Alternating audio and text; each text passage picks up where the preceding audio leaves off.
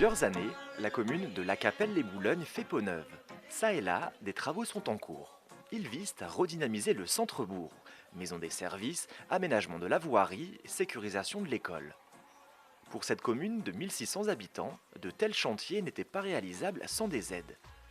Pour cela, le maire Michel Daigremont s'est tourné vers le département et le Fonds d'aménagement rural et de développement agricole, le FARDA. Son but, aider les communes de moins de 2000 habitants pour leur aménagement et leur voirie.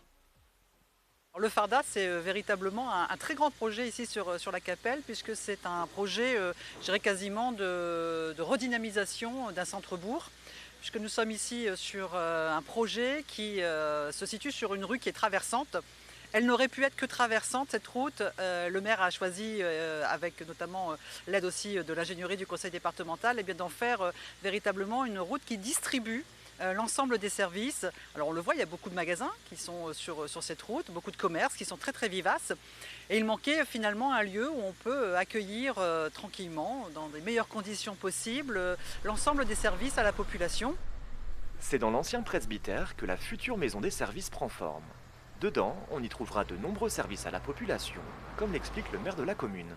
Nous, on va avoir l'agence postale qui va se trouver ici, un espace numérique pour la population, parce que pour attaquer les services publics, on sait que maintenant, c'est le numérique. On a la chance aussi que la fibre va arriver dans peu de temps, donc le débit, on va l'avoir. Et puis après, tous des bureaux qui seront liés aux services extérieurs, hein, comme pour la CAB, pour Pôle emploi, la CAF, la CARSAT, pour permettre à la population de pouvoir faire leurs démarches en local. Chaque année, le Farda c'est près de 11 millions d'euros de subventions pour l'aménagement rural. Alors qu'un tiers de la population du Pas-de-Calais habite dans des communes de moins de 2000 habitants, le Farda est cet outil essentiel à leur développement.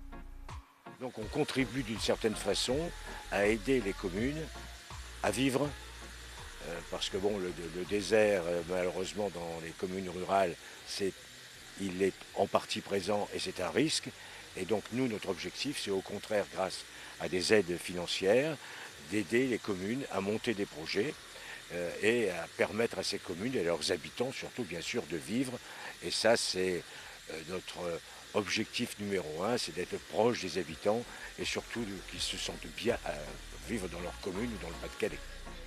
D'ici la fin de l'année, le Farda aura traité près de 300 dossiers.